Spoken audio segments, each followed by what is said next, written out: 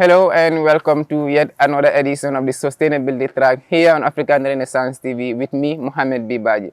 Our topic of discussion today is how to run a successful startup business, especially here in the Gambia. And to form a discussion around this, I have a special guest who is going to help us form a conversation around this. And Mr. Conte, before we start the conversation, I will give you a few seconds to take a quick introduction. All right. And from there, we can talk about it. All right. Thank you very much, Mohammed. It's a pleasure to be here with you today. I'm really honored to be here. Thank you. Thank you for the time, and it's important within this short notice that you've answered to our call and accepted our invitation to come on to the sustainability track here. You run a business called eBaba. This is an interesting avenue, one of the most blossom startup businesses in the country recently. So what can you tell us about eBaba? Yeah, before going into eBaba, I think I'm supposed to mention a few stuff about myself as well. So I'll just start from there and then I'll pick up from where, Sure. Talk about eBaba a little. My name is Usman Conte. I am the managing director of eBaba. I hold a BSc degree in computer science from the University of the Gambia. eBaba is basically an online marketplace where you can order products and we'd have it delivered right to your doorstep. So the concept of eBaba is because if you look at the West, for instance, we have online shopping platforms like, say, Amazon and a lot of other online shopping platforms where you can basically just order products and it will be delivered right to your doorstep. But if you look at the Gambia here, we have only a few of them. And this is where eBaba came in. So we've been around since 2019 and we've been doing amazing strides since then. Yeah. That is important. That is an innovation of the next level.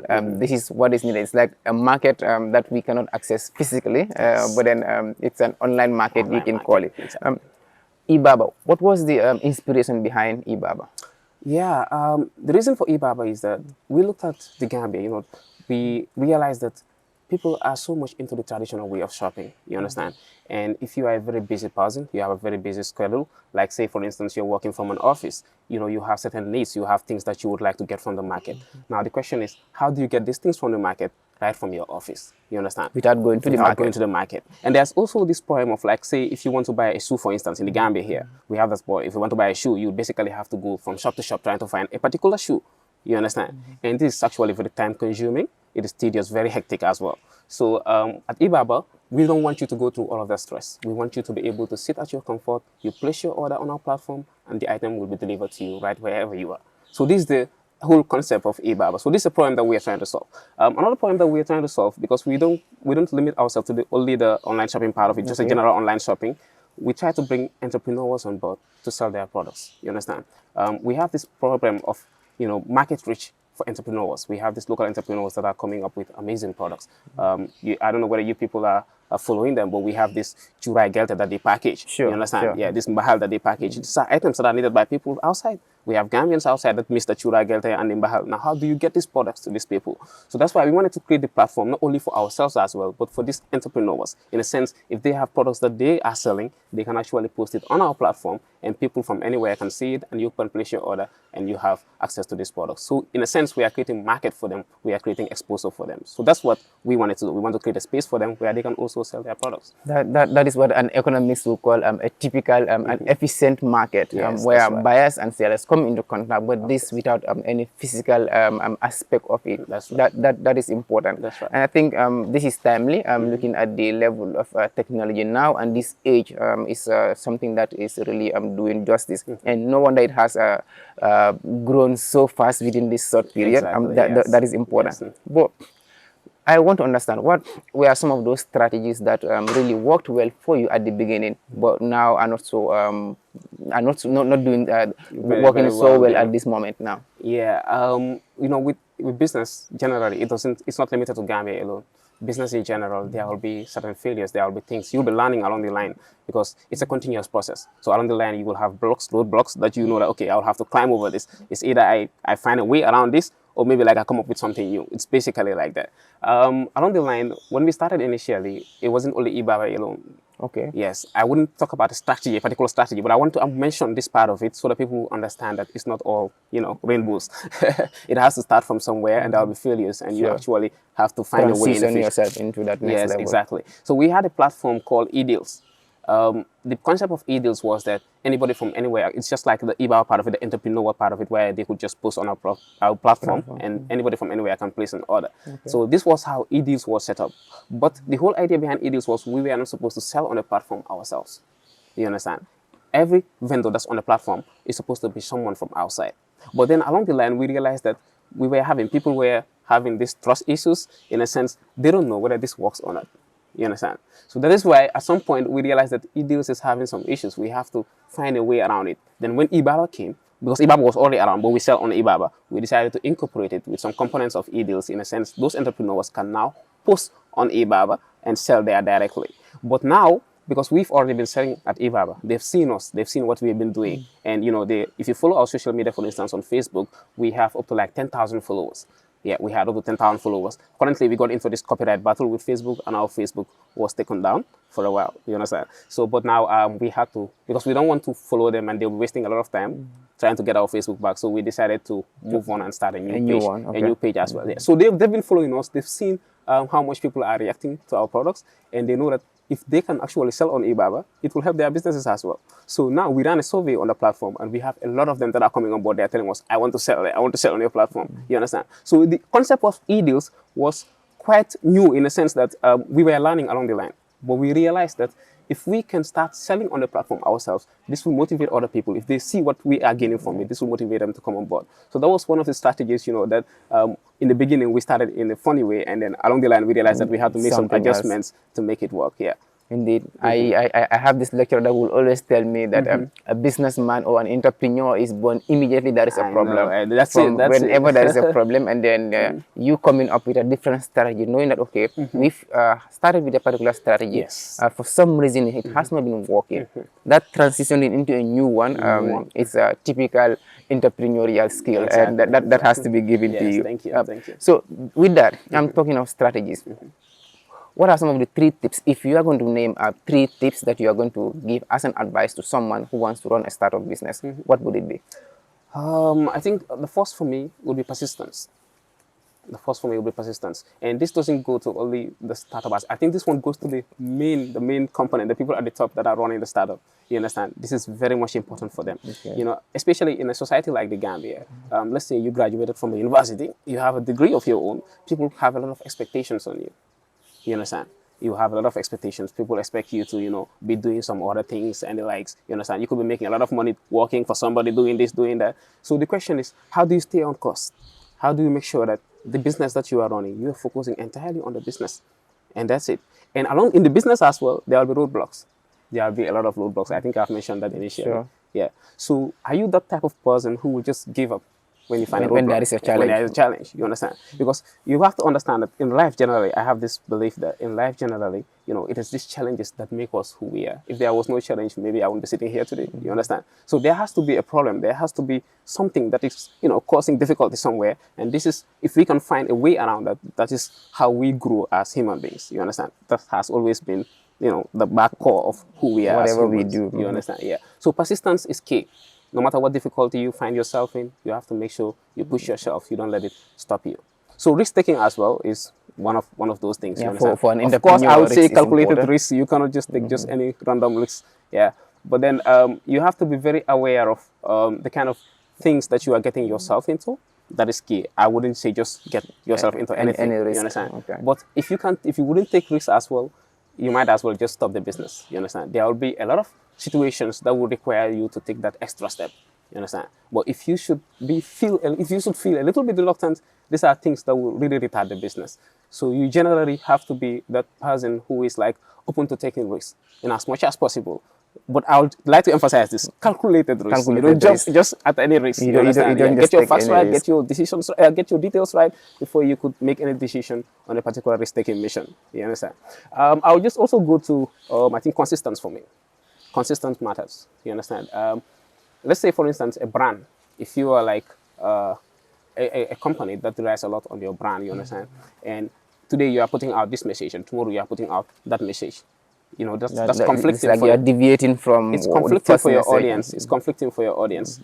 In computer science, we have this saying that even, for instance, let's say the color, for instance, say Facebook, for instance. We are used to Facebook having a blue background. Yeah, the concept of Facebook just randomly changing to red, this will confuse us, the users. We'll have to ask questions. Okay, What why is is this happening? Facebook red? You understand?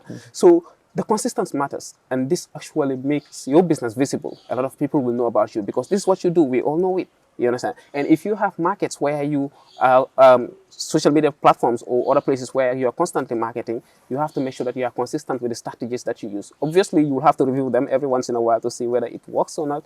But like, let's say if you are advertising on TikTok, on Facebook, you know, you might have numbers that are a bit funny in the start, and you'll be like, okay, this is not working for me. This is not that. Or you try to switch all the time. You're doing some different things. Of course, you know, you can try other new things. But whatever it is that works, make sure you're consistent on it. You don't just skip it and move and that's Move it. on. Yeah. Indeed, Yeah. consistency and persistent, and then risk taking are really important aspects of any business, not just a startup. Exactly. Those are important. When it comes to problems, I know you did mention some, but I want us to expand on them a bit to say, okay, if someone were to ask what problems are there that eBaba is there to solve for people, what are some of those that we are going to name? Okay, the problems that we are solving for people. Generally, the two that I mentioned that has to do with, you know, we want people to be able to shop at their comfort without having to go through the hassles of the market. We also wanted to create a space for entrepreneurs. Now, there are other problems that we are solving that we didn't anticipate in the beginning. Okay. And these are problems like, say, for instance, there will be a part that I might mention this before we end this program. Okay. But we have this group of people, our customers, that are actually based in the diaspora. So these people, they send remittances to their families. We are all aware of that. We know how much that adds to our GDP. It's a as good Gambians. contributor You to the understand? Yes, Gambian's exactly. GDP. Yeah. But some of them, they would call me passionately. They will talk to me and tell me, okay, I'm having this issue. Whenever I send in money to my guys to buy this and this, they don't use the money, you know, the right way, how I wanted it to be used. So now I want to be getting the products myself. I want to be getting the products from you guys. And there's also this issue of they inflate the prices. Yeah, we have this issue of blaming the government and saying, okay, the government, they're always procuring materials at these inflated prices because they want to pocket some. But I'll tell you here today Even at that individual this levels, problem it's starts from the possible. core, the grassroots. So they will tell us that, okay, the problem is some of them will be telling me this costs this, you understand? And I need to be able to have something where I could see for sure that this is the price they say it is. So when they test it and they realize that, okay, the prices that these people are saying is way And higher than what it the is on our actual platform. price is. Yeah, so they become like loyal customers. They'll constantly be shopping on our platform. In a way, we are finding a solution for those people as well. That particular problem that they have of not knowing what the prices are in the country here and having them lose a certain money or say, you know, their money being put into places where they don't want it to be. That's a problem that we are solving as well. That is important because business trust has to be there. Exactly. And that is an important component for any entrepreneur going forward. Exactly. But before we'll likely take a quick break shortly, but before we take a break, I want us to talk about the uses of eBaba. Who is eBaba most useful for? Who are the stakeholders that can really expect to be users of eBaba as services, as far as the Gambia and then internationally people are concerned? Yes. As far as Gambia is concerned, I think the major part, this is a very important component of eBaba, that is the entrepreneur part.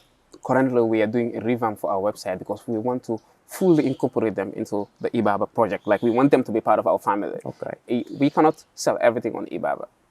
And our entire aim, the whole purpose of eBaba is that we want it to become the virtual shopping mall of the Gambia, where whenever you think of shopping, you think eBaba first. You understand? And in order to achieve this, we have to make sure that we have enough products on the platform. In a sense, whatever you need. So we cannot sell everything on the platform. So we need to bring people on board that have different other items, and they can sell them on the platform as well. You understand? So in a sense, those people, they are key in our project, in the eBaba project. Another thing that I'll mention is the diaspora. The diaspora. I won't lie to you though, because you know they're already exposed to that online shopping component of, you know, they've been out there, and if you look at the outside world, the online shopping is booming over there. It's well known over there, so it becomes way more easy for them to like just shop than, you know, the average Gambian who's just here used to just using WhatsApp. You understand? They hardly go to the websites and check what is available. Yeah. So those are a huge target for us though, the ones outside, and it's way easier to have them on board as loyal customers that will constantly be shopping from us as well. But it is the Gambians, the ones that are here, that are our target. That is why even if you look at the prices, if you compare some of our competitors, our prices with some of our competitors that are in the market, you would realize that their prices are way ahead of what we are selling. We have some of our products are the same. We have like the same brands of TVs that we are selling for some of them. But you realize what they are selling it for is different from what You are selling for. we are selling it for. So the whole, for them, they feel like these people are outside there. That's their target. They're outside. I want to sell to the people outside. So I can inflate the prices. They wouldn't mind. They could do just buy it. They have money. Yeah. But for the average Gambian, we want you, the Gambian that is sitting at, say, a local village at Faraba, to be able to buy a TV on eBab. And if we want to achieve that, we have to make sure that our prices are reasonable enough. And that means that it has to be below the market price or at the market price of the Gambia. Indeed, that's a good strategy, and then it's one reason why every Gambian would need to know about eBaba and would need to dial in eBaba on their phones and their gadgets to be able to access their desired projects or products rather. Yes, Those are important things. So when it comes to challenges as a business, and maybe this is one last one we can take before going for a short commercial break. What are some of those challenges that you face till date?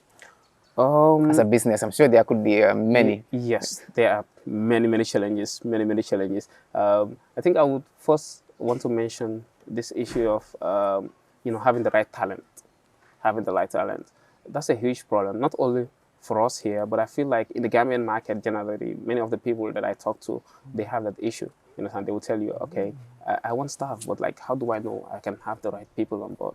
So that's a huge challenge. So that's a huge challenge. Every time you run an interview, you have people on board. But then the question is, are they able to deliver exactly what you're looking for? So that has always been a huge challenge for us, and we have to. There's this part of it. I will mention this in the subsequent questions that you will have. I will use an opportunity to mention these. But education is very paramount, especially in business in the Gambia. You cannot limit yourself to what your employees know. You have to be able to re-educate them, tell them exactly the things that is required of them, and show them how to do it. It has to be done. This is a huge challenge that we are facing. Okay. But I feel like with education, obviously, they all adjust and they're coming anyway. Indeed, with dedication and they adjust. Yes, that's one challenge. So another challenge we have is investment. Investment is a huge problem. Startups in the Gambia generally don't have initial investments. Most startups in the Gambia, if you look at them, if you ask the owners of the startups, they will tell you that when we started, we didn't have any investment. We either start from our own money, you understand, or maybe family or some other things, but it's not like an angel investor or somebody that came on board and say, okay, I'll invest this amount of money into your people business. Don't like to take that risk at that early stage of your growth. People don't want to take that risk at that early stage. But you have to understand that in other countries, it is happening. Let me tell you a story about Facebook, for instance. I like to mention Facebook for some reason. I'm a tech guy. Don't take it against me. Okay. Yeah. When it started initially, they had no business model. They had no plans on how to generate money. They don't have any plans on how to generate money. Okay. Yeah, they don't have any plans. So along the line, they figured out that, okay, we could do ads and we'll be making this and this. We could do this and we'll be making this and this. So they did that. Of course, they know along the line they have to make money, but they didn't have it figured out. But there were people that were willing and they feel like, okay, this is what it costs. We should put money into it. And there are many of those examples where people could just put in money. Of course, there will be some future implication. You will feel like, okay, this is what I will have later on. You understand? Yeah. But in Gambia, you hardly have people that will take that risk. And even if you start making records, for us, we've been around for a while now. A lot of people already know about us, you understand? But how many investors are coming on board? I wouldn't lie, currently we are in talks with one of them. But like how many since then, since when we started, did come on board to say, okay, I want to invest in eBaba. I want to do this, I want to do that. So that's a challenge that local entrepreneurs in the Gambia are really facing. And I think people with money should really look into that. Yeah, thank you. All right, so that will take us to our first set of break, and until when we come back, we can kick on the discussion from there.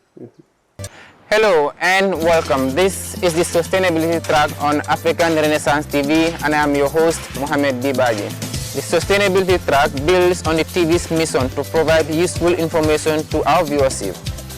TST airs every Tuesday at 9 p.m. on ARTV network. This show features informed guests who offer insight, debate, and evaluate various issues on sustainability in Africa. Do join me as I bring... Welcome back from that short commercials from wherever you are watching us from. This is the Sustainability Track. I'm coming your way from the African Renaissance TV. And to have a discussion around our topic today, I have Mr. Usman Conte here, the proprietor of eBaba. Mr. Conte, we've been talking about the challenges that you face as a startup owner in this country. It's an important factor to understand some of these problems for any entrepreneur out there that is, or anyone out there that is willing to venture into business. It's important to know your environment and to learn from those that are living it like yourselves. So those are important things. But I want to have a question around your team. Yeah, this is a team of youth, young people that have brilliant minds, and then your work is out there for everyone to see. But if someone were to ask, what are some of those? What are you most proud of as far as your team is concerned? Yeah, I think as far as my team is concerned, I would say the sacrifice that we are willing to make sure that we can take eBaba forward. That is something that I would really recommend them. That they have really done a Yes, good job on that's that an part A anyway. plus for them. Yes, it's an A plus and that, because usually in a startup journey you have to be smart enough in a sense that we cannot employ, say, 50 staff. Obviously, I can tell you for sure that if we have even 25 staffs or so, we have specific rules where we can assign each of them and they will still have something to do. But you have to be smart about it. You cannot employ all of those people looking at the capital you are just starting. So what we do is most of our staff multitask a lot, including myself. We multitask a lot. So you cannot just restrict yourself to say, okay, I'm an accountant and that is all I would do.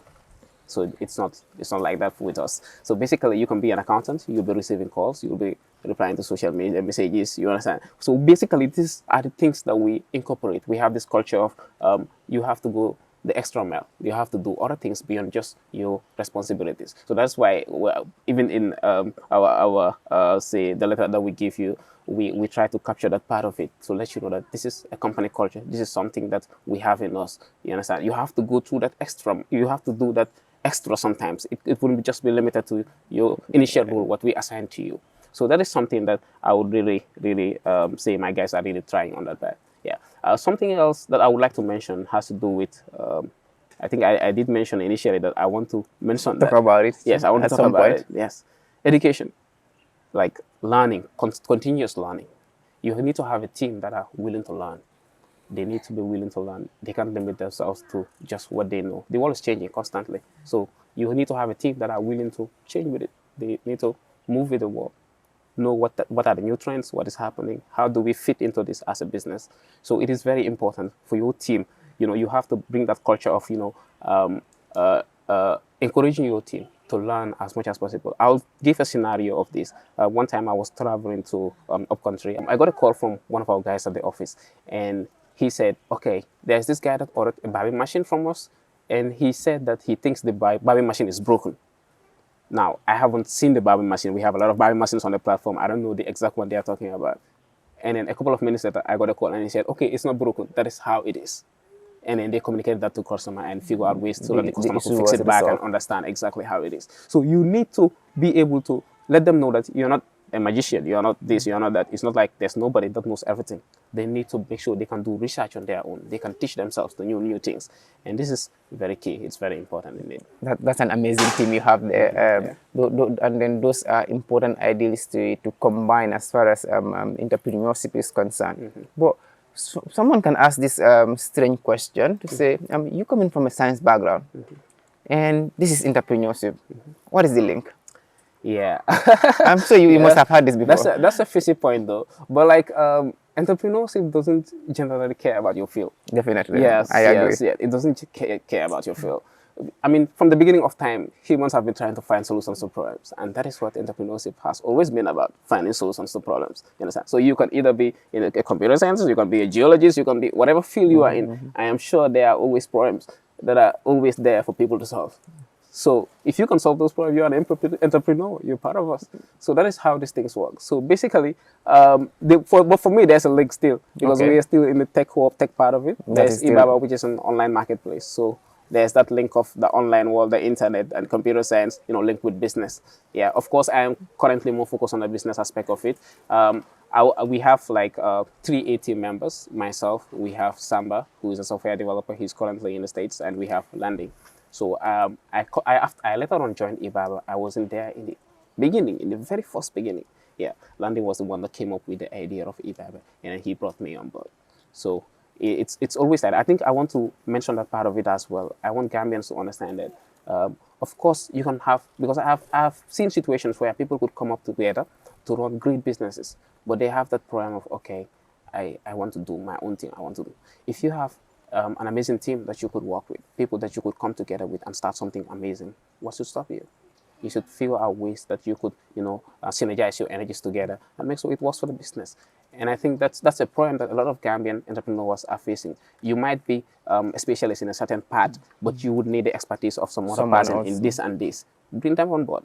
Start with them. And Indeed, see where it goes. the saying, as the saying goes, teamwork makes the dream Teamwork work, makes and it work. most of the successful businesses in the world today have started from a team, From a team. from a That's team of two, from a team of four, and people come together and Exactly. collaborate, like you said, synergize their ideas, and then that dream can That's be achieved within the Exactly. shortest period of time. So those are really important. But what we will do, due to time, we still have a few minutes probably to go with. But before we go with that, what are the plans for eBaba in the future? Yeah, our plans are basically, we have short-term plans, And long-term long-term. plans. Yeah, obviously. These are not like short-term plans, but in the long run, around say 2025, we should be really well known in the Gambia. We should conquer the Gambia. That's part of our plans for sure, though. We should conquer the Gambia. And in the long term, we don't want to limit ourselves to Gambia alone. We want to grow as a business. There has to be that core mindset that you should always scale. Scaling is very key in every business. So in the long run, we are looking at other African countries as well. So, but for now, we want to make sure that wherever we start, there is that dominance, like it has to be felt.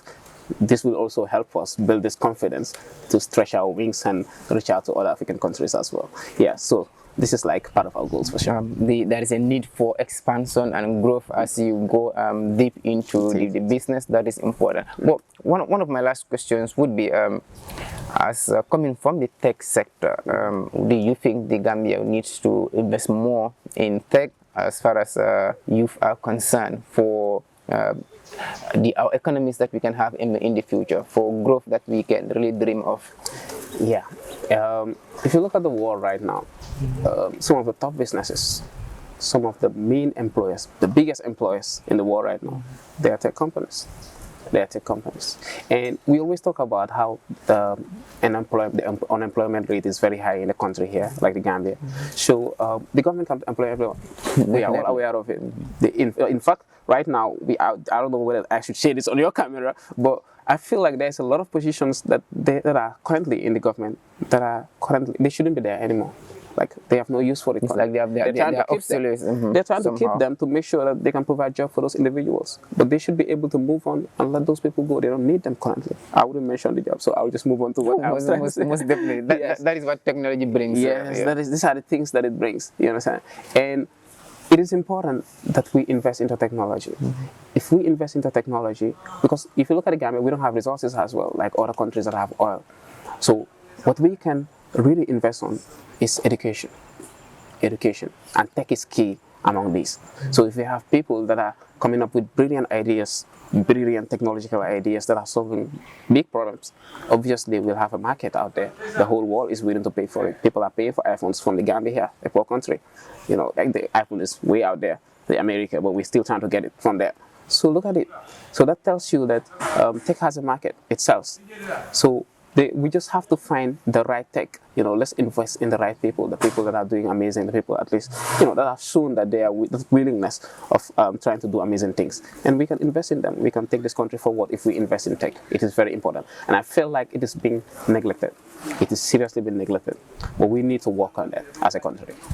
We need to invest in tech in order to take this country to where we really want it to. And those are very good remarks, Mr. Usman Conte, from eBaba, one of the best online market spaces we can have as far as the Gambia is concerned. And then this is a startup that is really going beyond the borders of the Gambia. I'm reaching out to the international arenas where diasporans, from the Gambia can really trade in this market with comfort and trust. So, but before we end this show here, this is all what time has permitted us, but we'll take quick remarks from you, final remarks, if you like to call it, for the show before we end the program today. Yeah, I think I would like to start with thanking you guys. I mean, you're also doing an amazing job. As a startup, we need this from time to time. You know, it lets people know what we've been doing as well. Not every big platform out there creates this space for us. So we really appreciate what you have done, and you're doing an amazing job. And yeah, keep it up. So something else that I would mention would go directly to the other entrepreneurs that are in the country. It's a hard journey. I've met some of them. I've currently participated in the National Business Plan Challenge. So I've come across a lot of local entrepreneurs, both from the up countries and the urban areas as well. Our challenges are similar. And especially the ones in the up country, they have amazing ideas. Yeah. So I think my plea to the government is let them do whatever they can to make sure that they help the entrepreneurs. If we can have, if you can boost the private sector, we have a lot of companies opening up by young individuals. Obviously, there is this space that we can employ a lot of people, and we need that. Currently, even though Ibaba is small, we have up to like 6 staff that are on our payroll. So these are things that, you know, it's adding out. It's small bit to the national development. National development, so definitely, and then that is one thing that the society really craves for. Exactly. Those are important. And yes, those were remarks from Usman Conte from the Ibaba, and that is important. We are also grateful for your time. This is important. For a businessman and entrepreneur, we can imagine the time schedules that you have. But we are also grateful for your coming here today.